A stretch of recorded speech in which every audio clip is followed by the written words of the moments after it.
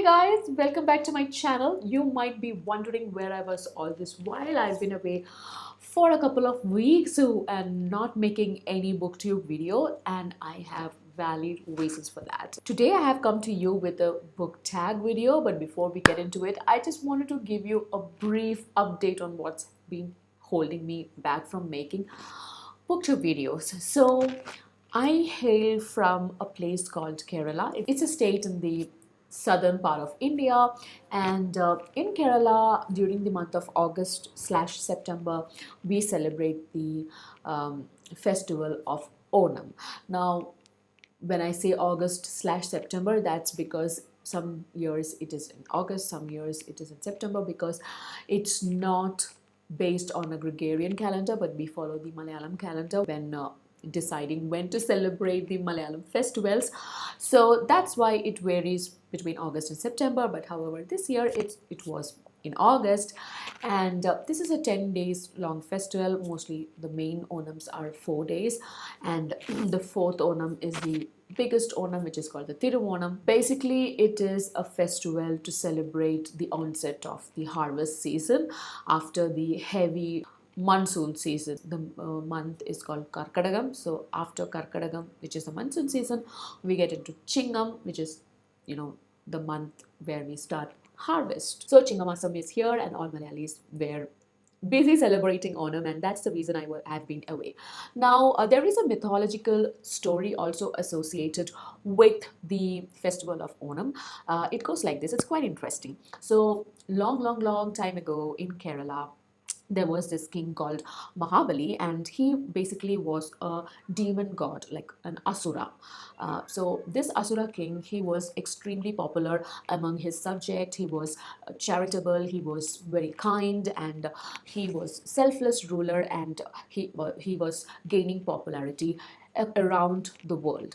Now, at this point in time, and everybody were talking about him, praising him, and words of his popularity reached other gods, and they started becoming envious. So they are the devas. So the devas start worrying that this person, this demon god, this Asura, is a threat for them, and they conspire together, and Lord Mahavishnu decides that he will go and tackle this issue. So Lord Mahavishnu takes the avatar of Vamanan. Vamanan is a dwarf Brahmin, and he goes to the court of Mahabali. Now, when he reaches there, Mahabali asks him, what do you want? What can I do for you? And Vamanan says that, hey, I am a desolate. I don't have any possessions. I'm extremely poor, so I would like to have 3 feet of land in my name. So Mahabali, being the extremely charitable person that he is, he decides that this is such a small request, I should grant it, and he grants his wish. And the moment this happens, Vamanan just starts, expanding, and he starts growing, and he becomes this giant, huge person. And with 1 feet, he's able to cover the entire earth, and with the other step he covers all of the skies. And then he looks down and he says that I don't have any place to keep my 3rd step. And Mahabali, being the extremely charitable person that he is, he offers his own head, and Vamanan pushes him down to the netherworld, which is the Padalam. Now, before doing this, Vamanan reveals himself as the avatar of Lord Vishnu, and Mahabali hastily requests that he be granted the wish that he can visit his subjects once a year, so that he can see his land and his people. And Lord Vishnu gracefully accepts this and grants him this wish. And that's why every year Malayalis all over the world celebrate Onam to welcome Mahabali to their home. So that's the mythological story behind this. So there are several customs associated with this festival. The one thing is definitely the flower carpet that everybody decorates outside their home, which is called Pookalam, which is an integral part of Onam celebrations. And after that, we have grand Onam Sadhya on the 4th day of the festival, which is on Tiruvonam. And Onam Sadhya is so huge. There are like around 26 items served with red rice.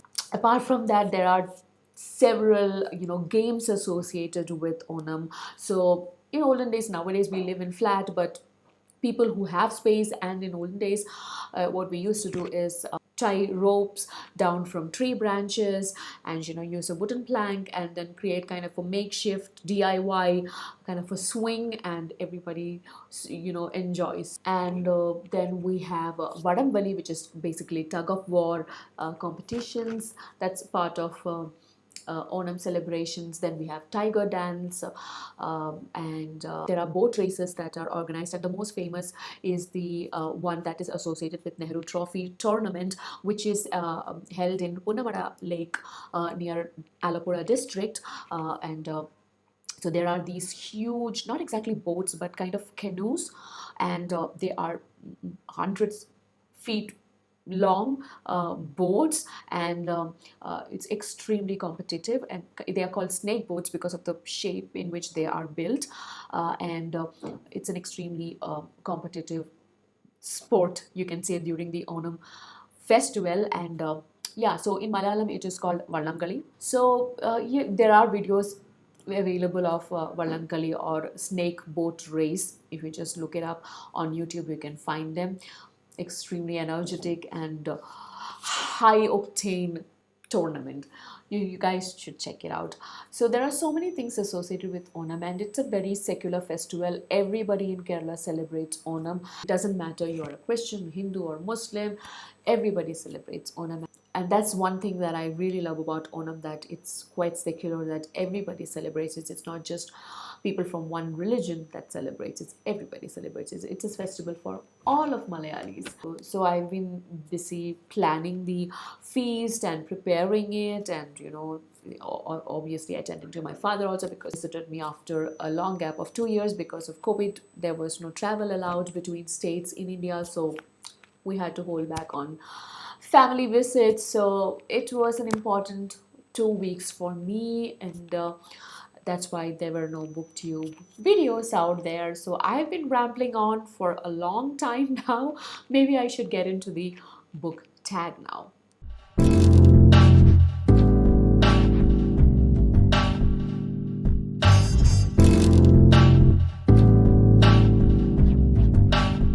Hey guys, this is Angela, your own bookaholic brown name. If this is your first time here, I would like to let you know what we do in this channel. We talk about books, and all things related to books. So if you are a fellow book nerd or a bookaholic like me, please do not hesitate from subscribing to my channel, and also please do like and share my content so that it can reach more and more like-minded bookaholics like you and me. So without further ado, let's get into book tag. So this is a book tag that I saw on Mindy's Book Journey channel, and I found this quite interesting. And the original creator of this tag is a channel called Book Buds. So I will link both the channels in the description below. They have wonderful booktube channels. Please go and check them out.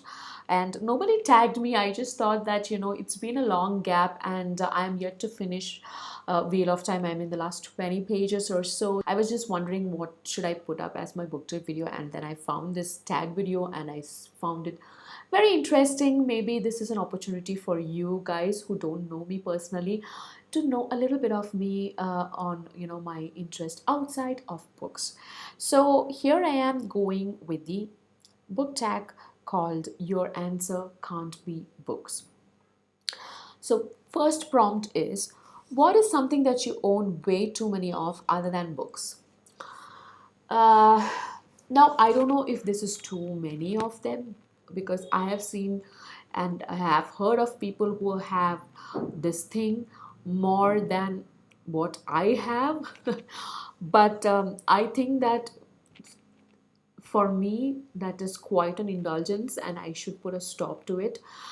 And of course I'm talking about shoes. I have a lot of shoes, and I'm a huge fan of high heels, so I wear these 5-inch big heels. I love walking around in them, but I think I should cut down on the number of shoes I am buying. One of the main reason is because I'm not going anywhere much because of the whole work from home situation. I'm not going to office much, and I don't go out much also. In general, I'm an introvert, so I don't go out much. And added with the COVID situation, it's been a long time since I went out. I think it, yeah, when my dad visited, I just went out for lunch, but that's it. So yeah, I think shoes is my answer. Also, I need to take a resolution on not buying too many of them anymore. It's a waste of money. I could just buy some more books, right? Prompt number 2. What is something that you do for fun that's not reading a book? Now, this is a very difficult question for me to answer because the main thing that I do is read a book or listen to a book or do something related to books. But other than that, I think I love to watch um, TV series which are interesting for me. And also lately I have made a point in watching booktube videos a lot because it's like, I am part of the community, so I should give back to the community and encourage them, give them the views, and also because all of them are very related to my interest, which are books. So I watch a lot of booktube videos these days. So yeah, these are my interests outside of reading books. Prompt number 3. What is something special or important on your nightstand that's not a book? Usually when I finish all my work and I get back to my bedroom, I carry the book that I'm reading currently and my phone. These are the two things that I carry. So my answer would be phone, or because I read late into the night, um, you know, I like to put on my lip balm because I have very dry lips and I have a very bad habit of, pinching my lips, which is a very bad habit. So, which I need to put a stop to. Um, but yeah, lip balm, strange answer, but yeah, or phone, of course, like everybody else. Prop number 4. What's something that you buy at a bookstore other than books? So, I usually buy most of my stuffs on Amazon. I know it's not a good habit. I know I'm being a be I shouldn't be doing it. I should encourage local bookstores and local businesses by buying books from them, and I am for that 100%. And I've been doing that lately, and you would have seen that in one of my previous videos where I had taken you on a tour of Bangalore bookstores, mainly around NG Road. So if you haven't seen that video, I will link that in the description. Please check it out. It's a very interesting video. I visited, I think, around 4 bookstores. Very interesting video. Just check it out. So yeah, I'm doing that currently. I am venturing out now that we are kind of outside the COVID lockdown period. I'm trying to get out a lot more and buy books from local bookstores. In fact, during the first lockdown in March 2020, I actually got in touch with a bookstore, via one of the advertisement they had put up, and I ordered books via WhatsApp. So and they and I even booked Dunzo. Dunzo is kind of a pickup delivery service, so I even booked Dunzo to pick the book from the bookstore and deliver it to me. I shop for around 5,000 rupees back then. So I do want to encourage local businesses. Okay, I digress. But what I wanted to say was, when I go to a bookshop, when I'm not shopping on Amazon, I would like to pick up nice bookmarks or small booklets, cute stuffs or book related posters. Now, as you can see on my bookshelf, there are not many bookish paraphernalia. That's because I'm not a collector yet, but I would really love to start collecting book related stuffs. Prompt number 5. What's a fun gift that you've received that wasn't a book or a gift card for books? So I don't know if you can call this a gift, but several years ago, a bunch of my friends made this custom birthday cake for me, and that had the representation of everything that I stand for. In their eyes, like shoes and things like that, which interests me.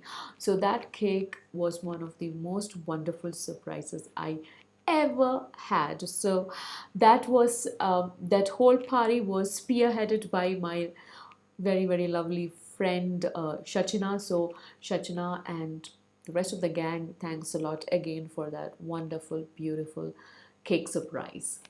Prompt number 6, what's a YouTube channel that you watch that's not related to books? I generally, like I said, I generally watch mostly booktube videos these days, but I do watch some channels that talk about social issues, current affairs, and things like that, and mostly related to Kerala and Malayalam. And there is this channel called Mallu Analyst.